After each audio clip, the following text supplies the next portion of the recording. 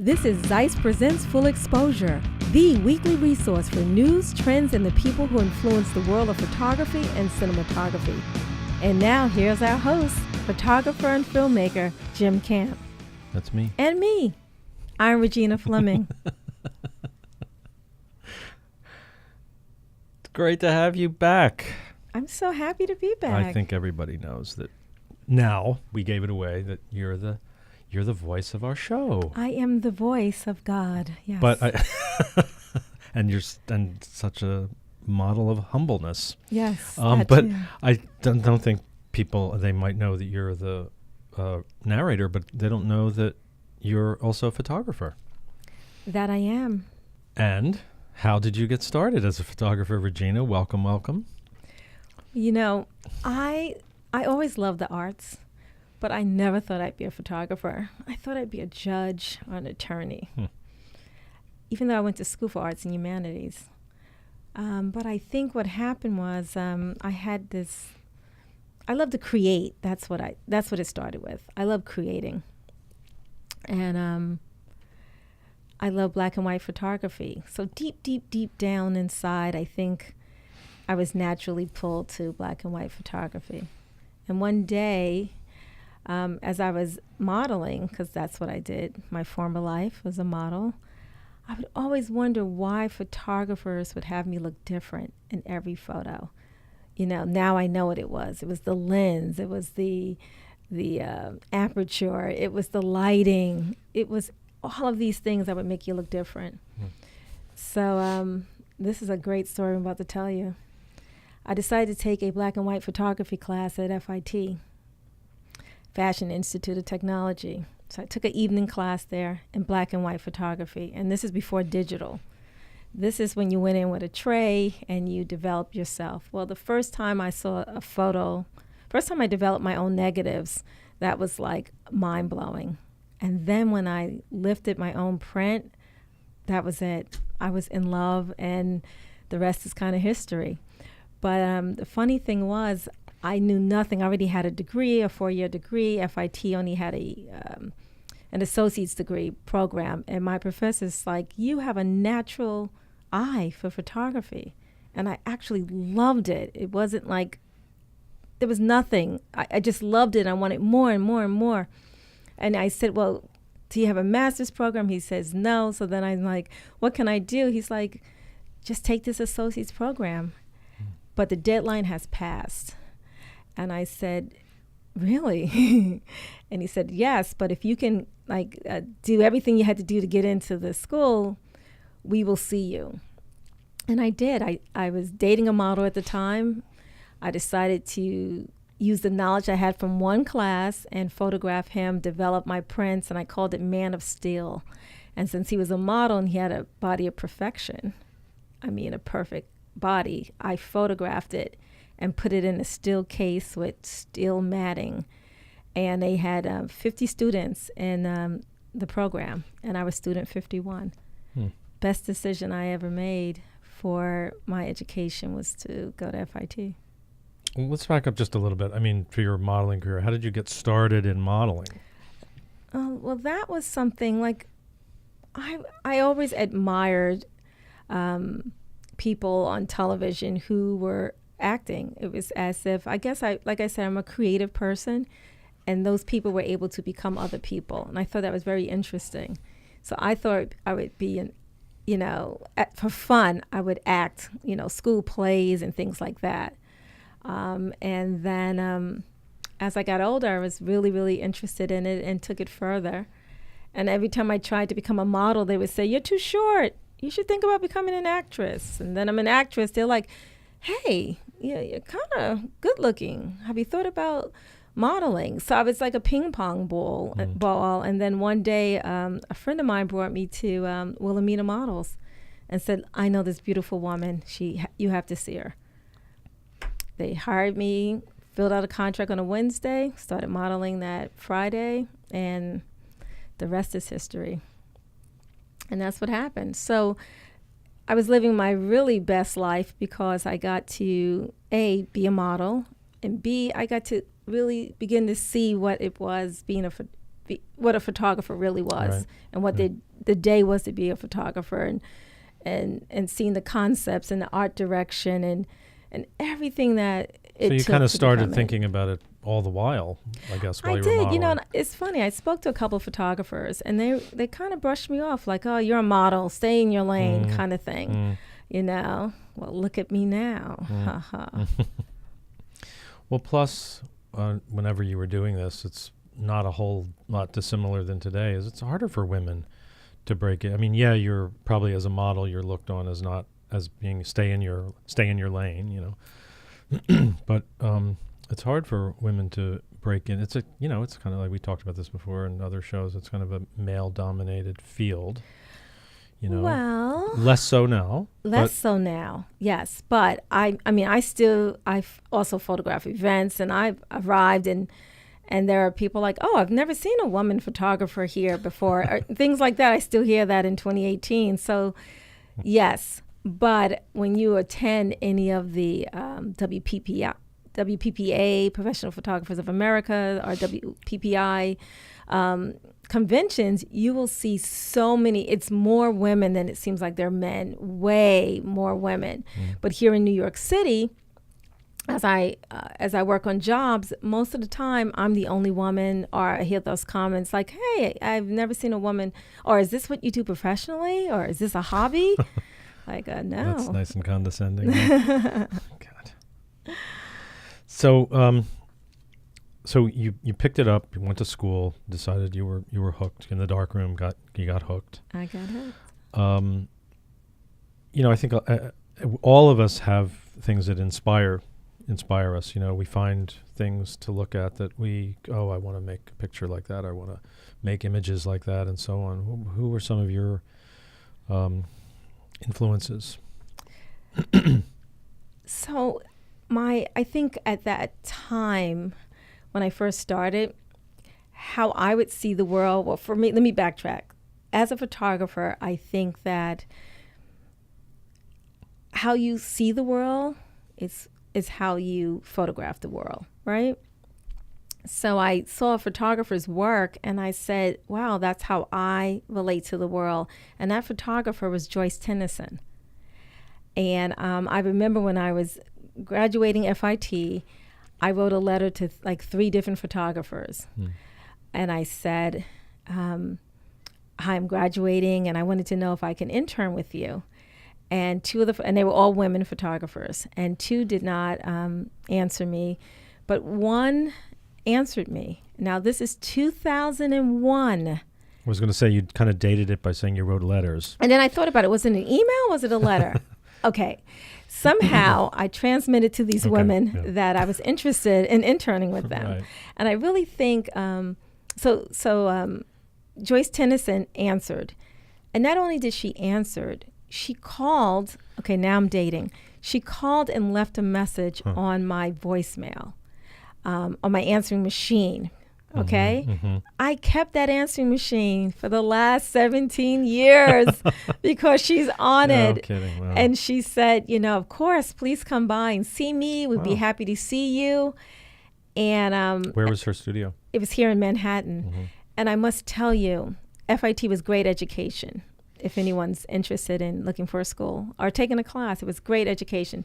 But I would tell you, Joyce Tennyson, I was in her studio for 1 day, and I felt like I got a master's degree. She was incredible, and she still is. Her work ethic, what she taught me, everything I learned there, it was exciting. And she's got a very specific kind of style. She does. She almost branded that style. She did brand that style. There are a lot of people that mimicked that, but they do. But she's the original. Yeah. And because of Joyce Tennyson, it's very funny. I told Joyce that I wrote a report on Gordon Parks. And that was one of the reports I did while I was at FIT. So Joyce calls me up one day and she says, "Regina, today I'm going to photograph Gordon Parks for my book." Oh, cool. She did. She produced a book on men. And usually her work was a lot of women. And we went to Gordon Parks' home and we photographed Gordon. and I got to sit on his lap for a couple of hours, and it was great. He was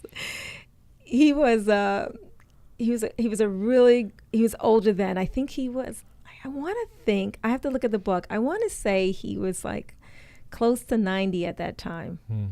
But his mind, his attitude, everything about him was at 25. What was your report about? Do you remember? It was just his life and how. So you knew about him. Yes. I admired him because before we had Photoshop, his work looks like he was using Photoshop. He was a technician. He was way beyond his years, and so many other things I admired about him that I try to do it myself. He did a lot of things well. You know, from writing music, he didn't know how to play the piano. He wrote music and taught himself to play the piano. When he started doing photography, he wasn't quite sure, and he told the first client, "Oh, sure, I know how to do this," and ended up taking her photos that was so good that started his career. You know, he cared about his community. He did portraits that stand they stand throughout time. They're timeless works that he did. You know, the movie Shaft. You know, he directed that movie. He was a Renaissance man, and that was way before we started with all the technology we have now. So I always admired him. So to be in his presence was like everything. And were you nervous? No, I was excited. Oh, cool. No, I'm not.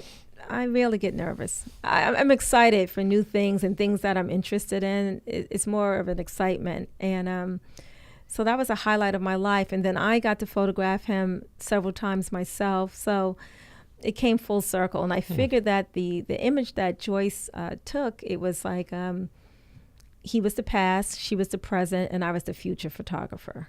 So I looked at it like, it was that whole era, that entire episode was amazing for me because it meant a lot for me. So did you have any other association with Gordon throughout that time? I did. It turns out we had mutual friends. So just through our mutual friends, I got to see him more often than I would have. Well, that's really cool. Yeah, it was. So, is it fair to say that he probably inspired you, but was he an influence in your work and style? I think we take in a lot of things. Like I would say for him, I love black and white. I loved his black and white work. I look at a lot of different photographers, can't name all of them, and something about black and white to me is so real. Did he print? Did he work in the darkroom? I don't know. But I loved his black and white. His color, work was like he had some work that had very pastel and like almost like a painting. Like I would wonder, like, how did he do this? Because like we do it now, like, you hit a couple of buttons and we can do it. Right. So I was always intrigued with him. And he wrote poems. He did everything. Yeah, he did a lot. Yeah, he did. So you started assisting with Joyce. Our last guest, Andy French, talked about he was an assistant for a long time. And it's, like you said, it's a great training ground for, being, wanting to aspire to be a photographer. You learn so much more than you do in school. Not that school's not great, but they're two different things, School's basis for your education, and working is really the nuts and bolts of how people work and what works for them and stuff. That's true. So, did you just assist Joyce, or did you do other assisting, or how did you go from there? No, I wanted to quote unquote waste no time. So I was with Joyce. So surprised to hear that. You seem like See, and Joyce is different. Joyce is like it's like a very fast training ground. You come in, you do what you do, and you flow out. It's like ebb and flow with Joyce. So she could call me a year later and say, "Hey, can you come and assist me with this?" And you would just show up. That's how Joyce was. But I started. I also, I looked at work. Remember, everyone had like National Geographic magazine. And I would look at those photographers and look at that work. And a little teeny piece of me was like, oh, maybe I want to do something like that. But my heart is too soft. Like I give it to those people. Like they can be in these, where there's war and where there's famine and everything. I felt like I wanted to go the full opposite way. So that's how I went to weddings. I wanted to go where people were happy, people were beautiful. So that was basically your a conscious decision. You didn't sort of like happen into doing weddings. No. And I love weddings. And I say to anybody who might be getting married and listening to this, always get a photographer who loves weddings. It's not just a job. It's like an extension of them. How do you know they love weddings? I mean, you assume that's what people are doing, maybe falsely. You could tell. Yeah. You ever been to a doctor who was like ready to retire and he was like, listen, this is what you have, and he's like pushing you out the door? I've been to younger doctors that are that way. Yeah, so you don't want that person. You want someone who's like, who's very interested in you and your day and you having it your way. Mm-hmm. and they want to make sure that they are bringing you everything and they read the details. And I think that's the difference between someone who's who takes photos. You ever see photos that are flat? Like it's a nice photo, and photos that you feel something when you look at it and you're like, oh my gosh. And it's because I think they care in a different way. Like they've listened to you. They've understood you to a point where they're like, oh, I'll give you an example. I had a client and she showed me a handkerchief and she said, my grandmother got married many years ago. Grandmother had passed, and this is the handkerchief she had at her wedding. So in my back of my mind, I remembered that handkerchief, and I said, okay, it's going to make its appearance at some time. And she had she did her first look with her fiance, and no one was in the room, and I hid in a corner. She knew I was there. I was, hiding so that I wouldn't touch the scene at all. And the minute he saw her, he said, and that just made her start crying, and out comes that handkerchief. Touched her eye. And I caught the whole scene, but then I did a close-up of her hand with the handkerchief. How much does that photo mean to her? True. Now, other people may see it and say, what is that? But it meant a lot to her. And I think that's the difference. Like when your clients attach, they know that they were heard, and they see it when they see the photos and they relive their wedding, and they're like, oh my gosh, she caught that moment. That was my cousin who came here from, Alaska, Australia. I'm so glad, I think that's what makes a difference. Yeah, well, I think you kind of exude enthusiasm, so not very hard to... Listen, life is short. I want to be happy, and I want everybody around me to be happy. That's what I try to do. So you kind of got into weddings pretty readily. You sort of... How'd you get your first wedding job? What was that like? My first wedding job was... really... I'm trying to think if the first and second happened in the way I'm thinking it happened. So if it didn't, I'm sorry to my friend who referred me to a wedding. So I'm going to go with my first wedding as a friend of mine was working at a store. And a woman in the store who worked with him said her friend was getting married. And this friend said, oh, I know a great photographer, Regina. But you had never shot a wedding. No. What I had shot was... like a small, a couple of small little party or something. Small weddings, very small weddings. Okay. But what I had done after I left Joyce was I joined a group that made albums, and they photographed weddings. So they brought me on, and I would work with them the whole day, and they would have me shoot, but I wouldn't be shooting for the client. I'd be shooting so that they could see, as I got better, they would hire me on as one of their photographers. So I hung out with them for like a year. So those were all kinds of, weddings that I was photographing. So I had grown now. Well, you had stuff to show. And I had things to show, yes. Yeah. So my first wedding was a big wedding. It was at the Rainbow Room. Wow. 250 people at wedding. Night. It was all formal. That's a super It was incredible. Pricey everything. It was. Yeah. And it's funny because I was shooting with I was shooting with my 35 millimeter, but I was also photographing portraits with my Hasselblad. Oh my! So you were shooting film. I was shooting film. Some younger people out there have not done that. Well, listen, younger people, pull out some film. They're and shoot people one too. day. I know they're people too. Pull out film, but just think about. No, we talked about that in the last show. Because Andy loves film, and well, think about and what I you love had to film do to and- know what to do with film. I know. You know? I know. Some people don't think that that's a really important thing to know, but I think it's really helpful to know that. Oh, it really it Because everything is. digital is analogous to film, you know, Right. more or less, Right. except for the medium itself, the recording medium. Technically, it's analogous and everything. But, you know, the cameras are so light sensitive now, and it's not like I know. it was then. You know. And they had the element of surprise, and sometimes it could be Right. a bad surprise. Exactly. I know. And sometimes it was a really So good you surprise. shot with a 35 and a 2 1/4. I did. Wow. I did. So the portraits. Alone? Would you shoot with somebody, or was it just you alone? Oh no, I'm a ninja. I'm here, there, and Wow, everywhere. Yeah, wow, no, I shot by geez. myself, and So you yeah. did the 2 1/4 were like more formal stuff? Right. Yeah. That was the formal stuff, and Yeah. then, you know, I'd heard that term photojournalism, and that's what people were doing with Right. photography In weddings, especially. in weddings, too, right? yeah. So in my head, that's how I already saw the world, and then I heard about this photojournalism. I was like, wait a minute, I think I'm doing that. You know what I mean? I didn't see it and then say, oh, I'm going to do that style. Mhm. But that's how I saw the world. Like, I didn't see it as formal as it was. I saw like moments, and I wanted to tell stories at the same time, and you know, and that's how I started photographing. And you know, I would say that when digital came, it made some things easier. No doubt. Yeah. No, nobody denies that. Yeah. Well, some people fought it at first, you know.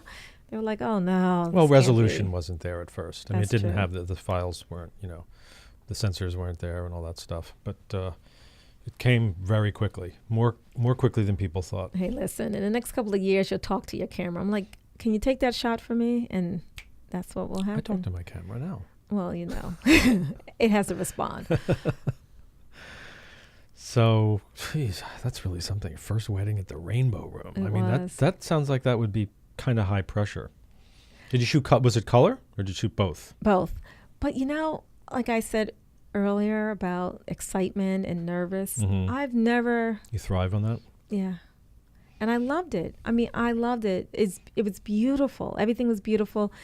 And it's not. It's like a beat. You know, like some people can't dance. Well, when you dance, you hear the music, you get on beat. To me, a wedding is a beat. And I'm in that zone, like sports people, you get in your zone, and I see it.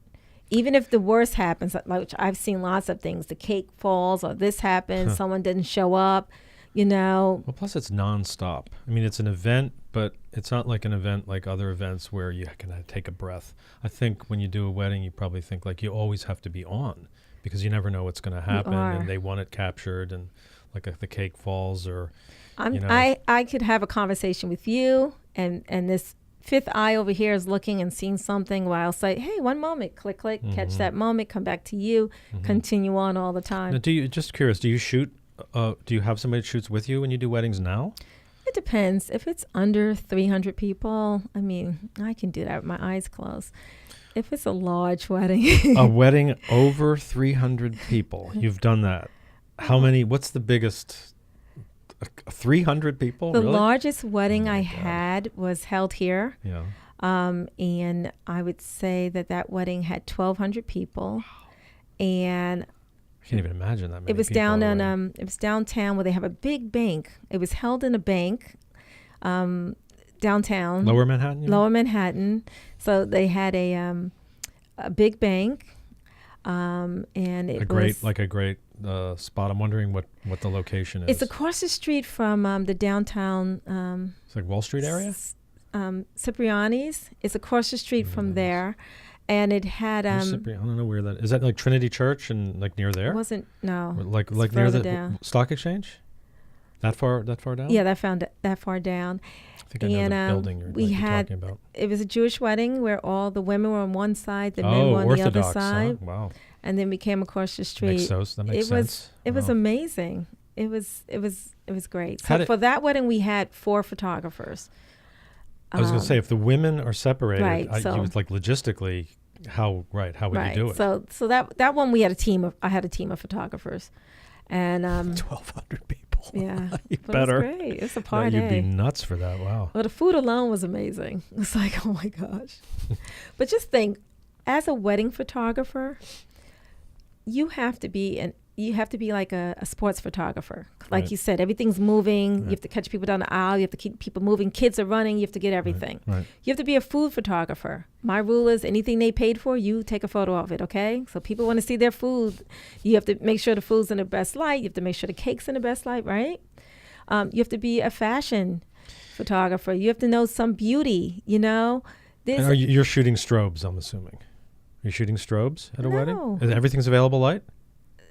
Well, most of the time, yes. Yeah. Except for, New York, we have these dark places where they have it. And so I'm wondering about food. Are you actually lighting the food? Are you lighting the food, or are you just doing it available light? Available light is beautiful light. Yeah, it can be, unless it's a really dark room. Right, but, you make things work. You have tricks. You have mirrors, you have lights, camera, action. Yeah. Yeah. But no strobes. No. Some people shoot with strobes. When I said strobes at first, you looked at me like, what? Strobes? Why would I do that? I was like, who has time for that? I mean, like, listen, sometimes it's the way it used to be done, though. I know. I remember the wedding shooters, it would be like a wedding photographer, and there'd be somebody with a remote light walking around, on a pole. And listen. And that can be kind of look nice, but that's a logistic people still do it, yeah. and you can do it now. They have those but you don't do that. Hand lights and different things like that. Yeah. Oh, yeah, it's so much easier now. Oh, yeah, it's so much easier now. Yeah. So it depends, like, for the most part, no, right? But do you work with an assistant? Sometimes. So sometimes you do this solo. So you don't even have anybody holding a light or anything, huh? Right. It depends on what the wedding is and where it is, So if I have it's a wedding, outdoors or right, and it's under a tent, and we have a lot of locations, or if it's in a place that's really dark, and we're like, I go beforehand, and they're like, look, the walls are black, the floor is black, the ceiling's black. You're not bouncing any light. Then it's like, oh, okay, we have to bring this all in, and we have to do that. But just think, we get to pick the wedding. You get to pick what you want to do and how you want to show it. Well, you do now. You didn't when you were just starting out, but you do that now. You decide. There's always a choice. So, what was your most challenging one? My most challenging one? Yeah. Let's see. I guess it could be anything, technically or temperamentally. Did you have any?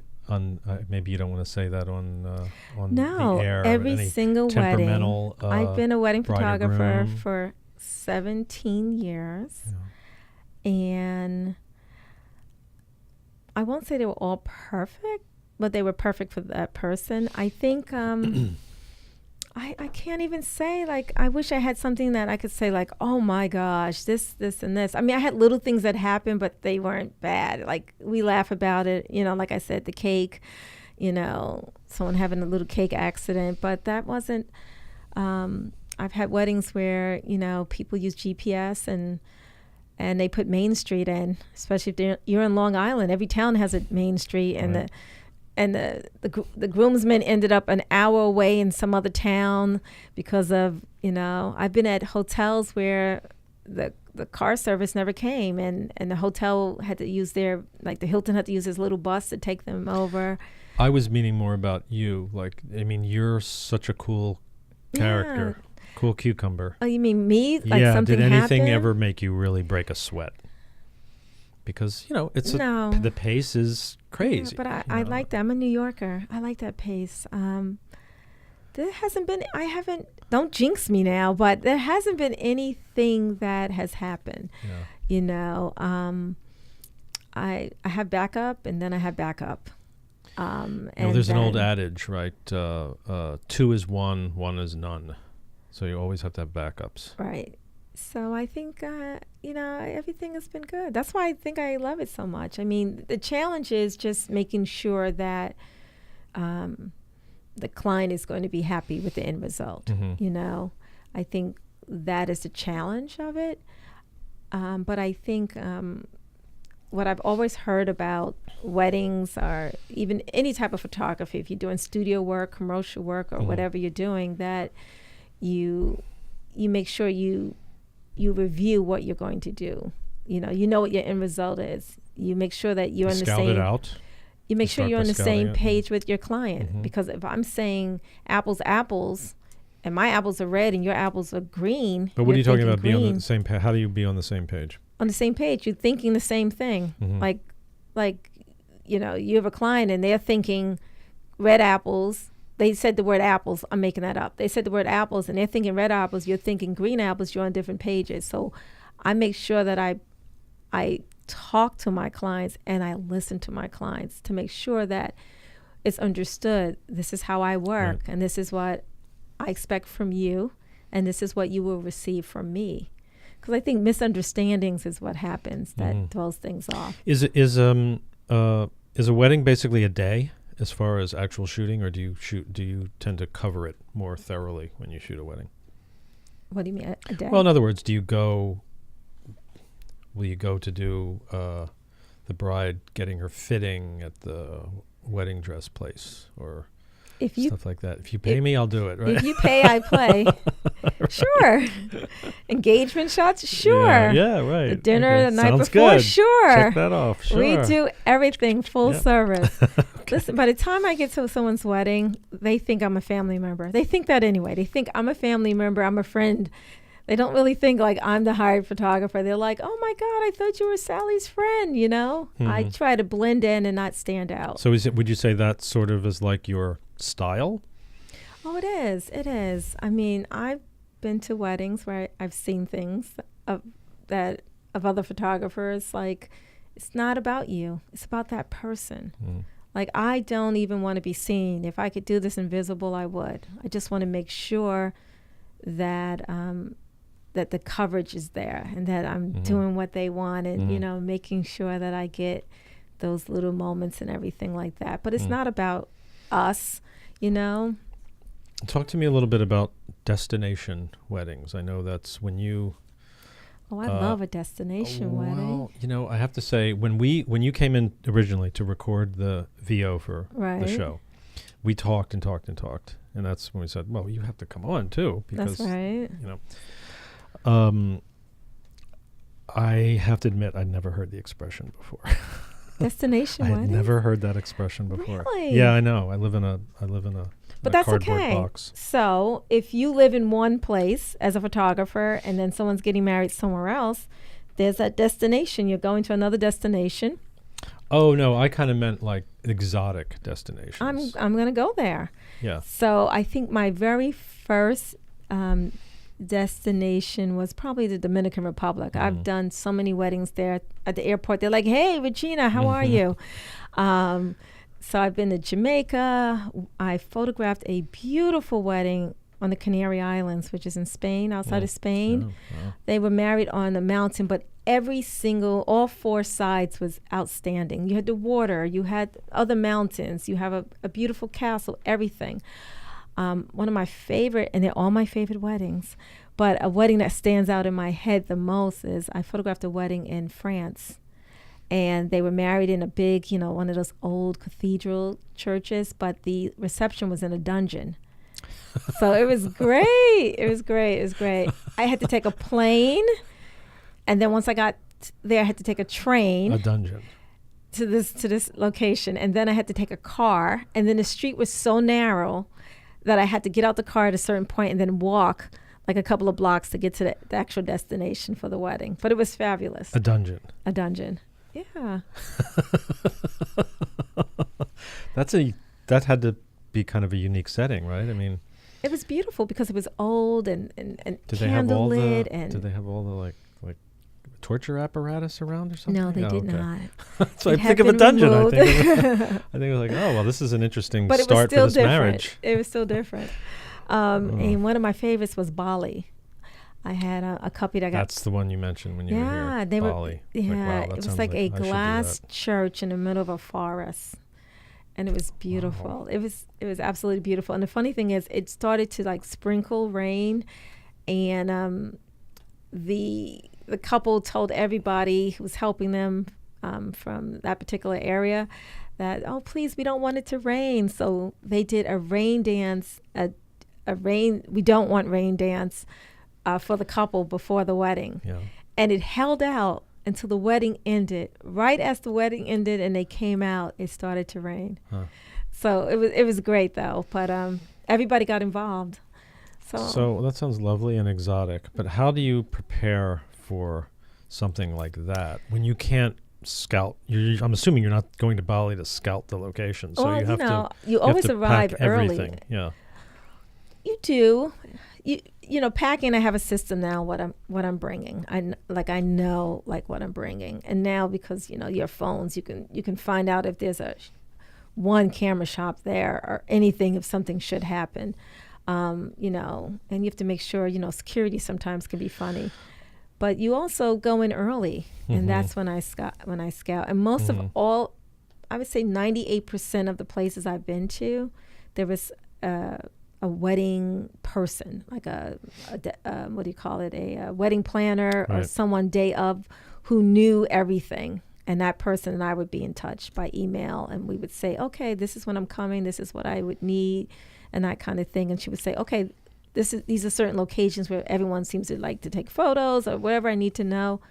So you find out. Have you ever taken a picture of your bag, of what you take with you before a trip, inside your camera equipment, a case or anything? Well, I do, because security measures, you know what I mean? Like sometimes I try to take everything. Like I check my clothes, which I love dearly. How many cases do you travel with equipment-wise? Oh, just one. Just one. No, you travel with more. But you don't take any light?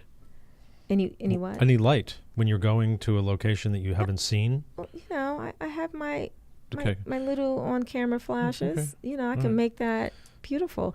And most of these people are not getting married inside. That's why they're getting married. That's why they're going to a destination. Right. They're not trying to be inside a hotel. They could be here in a hotel.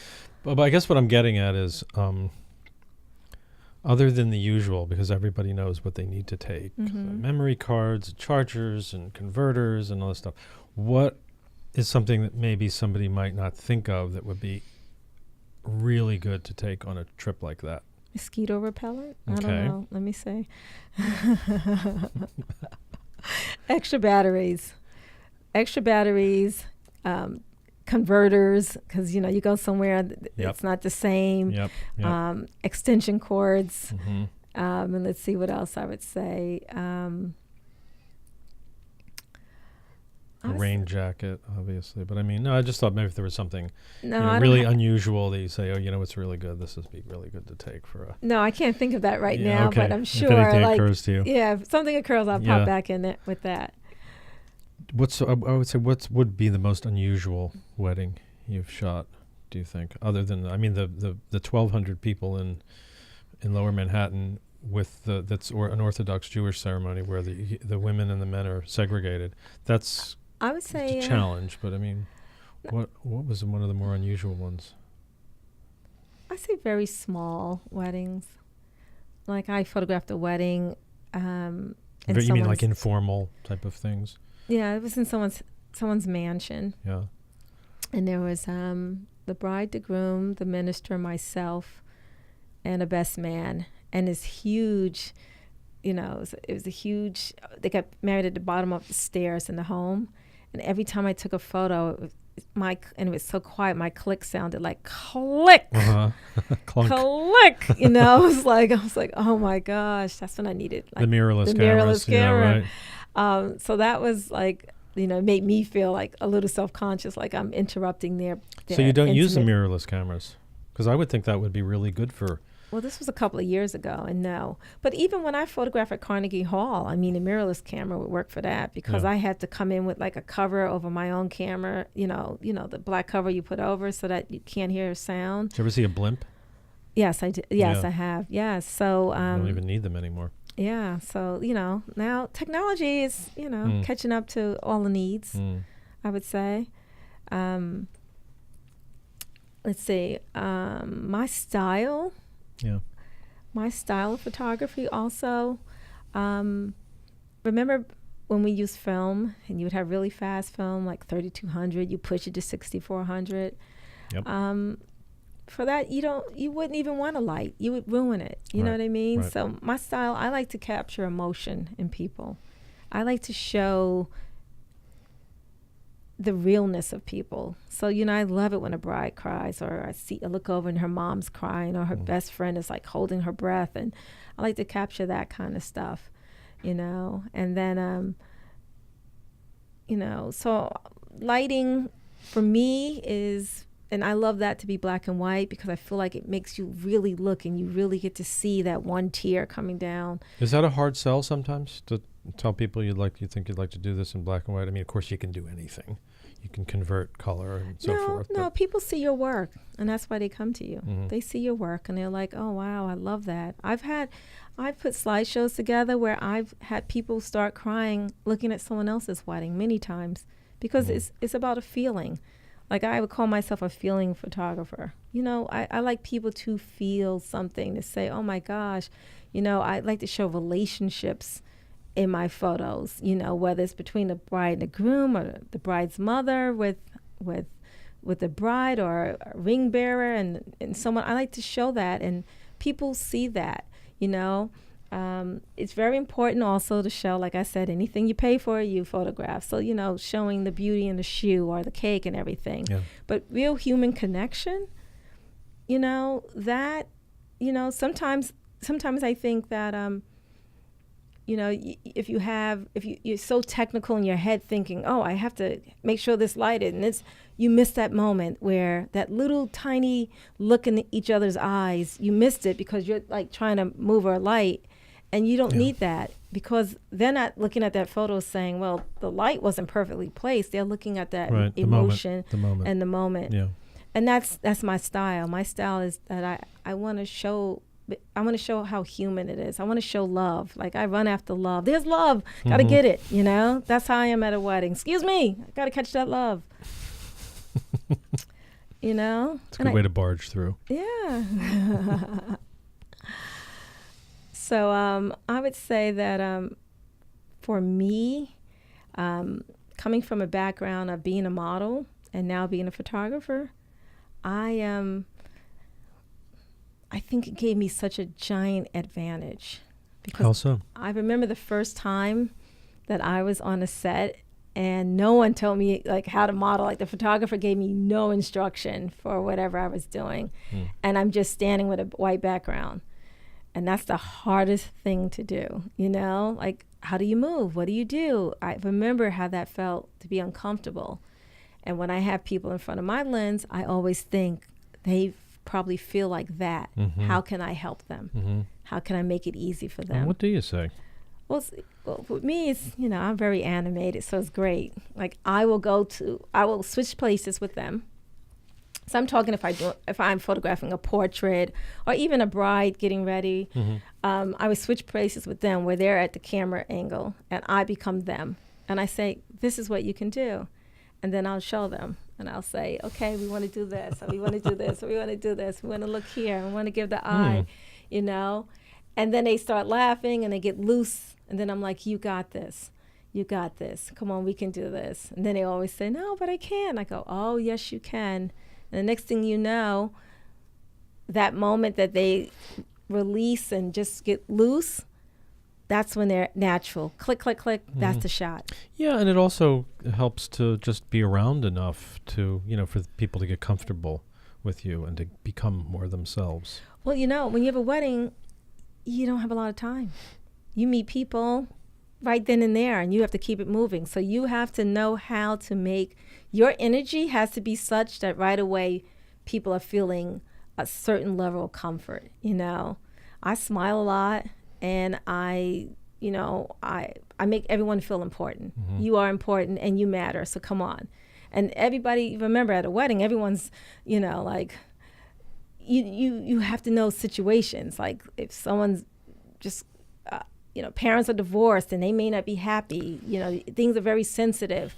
You have to be able to know this and read all of this really quickly. So when you're doing a family portrait, you're not putting someone in this portrait who may not be happy standing next to this person. It's a lot of maneuvering on. You also play the role as a psychologist. You have to make sure. Yeah, that's what it sounds like. Yeah, you have to do all of that, but you only have seconds because there's someone over here saying, the reception's going to start now. the food has been plated.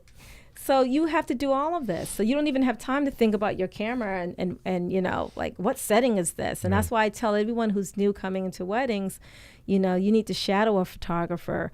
You really can't just jump in and say, oh, I'm going to shoot this wedding by myself and I'm just going to, you know, with limited knowledge, you know, because everyone thinks it's so much easier, where it may be easier to capture a photo with a digital camera.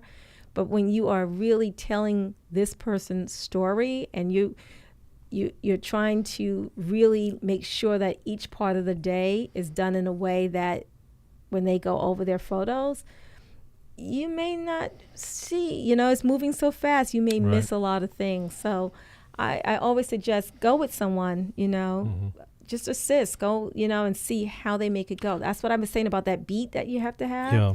You need to have that as a wedding photographer. Do you mentor aspiring?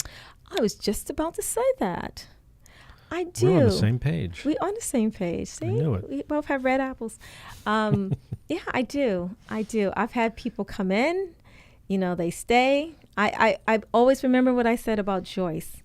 And one day with Joyce, I felt like so much knowledge, like, wow. And that's what I try to do. And I always give like little tips and hints when I have someone who's going to shadow me and I'm talking and moving fast. And I always say to them at the beginning, I'm going to tell you now, I'm sorry. I'm sorry for whatever I do because we are moving. And I'm just like, come on, let's go. We have to be here. We have to go here. And that's why preparation is so good beforehand. You know, I always try to have these listening conversations with my clients. Yes. That's what I do. Listening's critical. That it is. So what's coming up for you? So I'm working on 2 books that are top secret, and an exhibit that I will have all over my website once it's done. Can you talk about any of this at all? Well, you know, I'll talk a little teeny bit. I know you want to get it out of me, but Just a teeny bit. A tiny bit. Sure. So I'm working on a book about weddings. One thing also I love about weddings. Like a coffee table type? A coffee table book. Mm-hmm. One thing I like about weddings so much, and I have done, is just the different cultures that, you know, like if you photograph a wedding, an Indian wedding is so different, and the colors, and it's bright, and they have ceremonies and rituals and traditions. African Americans, from jumping the broom, which is catching those photos, and it's telling a story and a history of where that comes from. Jewish weddings, my Greek weddings, the money dance. So I have beautiful imagery. So I'm working on a book that cool. will show that. And then I'm looking to do an exhibit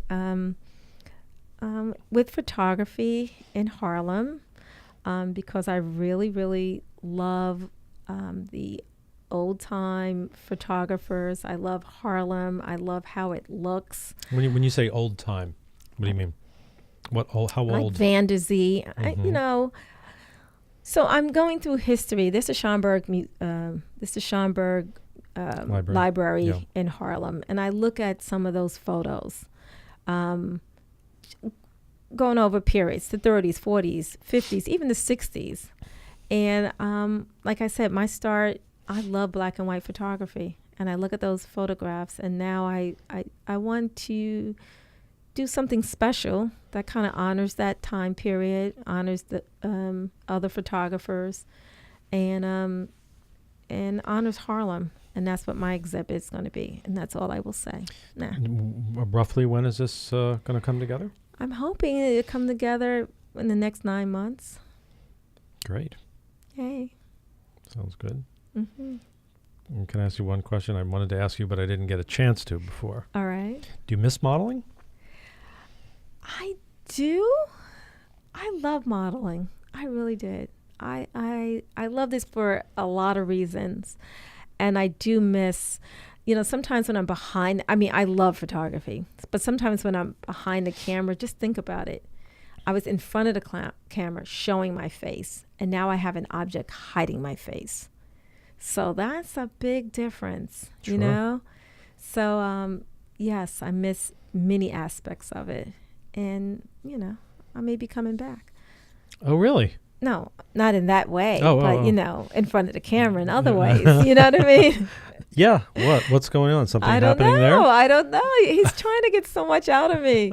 You just wait and see. You'll just have to have me back. That's a whole nother show. Okay. Well, it was really nice to have you here. Thank you. And finally back. And look forward to these top secret projects that you won't tell us anything about. You're such a tease. Oh. But we'll, maybe when they, start to get in progress and you can talk more about it, then and you can show us some stuff, then come back. All right. And one thing I did want to say, when you talked about mentoring or interning, if anyone's interested, they can reach me at www.reginaflemingphotography.com. Okay. And you can go there, and as the projects start to come to fruition, you can sign up and see what's going on. Great. Well, we'll put that up for the video. Sounds great. Video watchers. All right. Thanks for coming in again. Thank you, Jim. Nice to see you. Nice to be seen. Thanks for tuning in. Join us next time for another edition of Zeiss Full Exposure.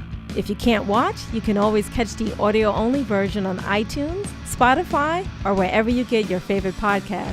Follow us on Instagram at Zeiss_Full Exposure or on the web at ZeissFullExposure.com. And to learn more about the latest in Zeiss lenses, head to Zeiss.com.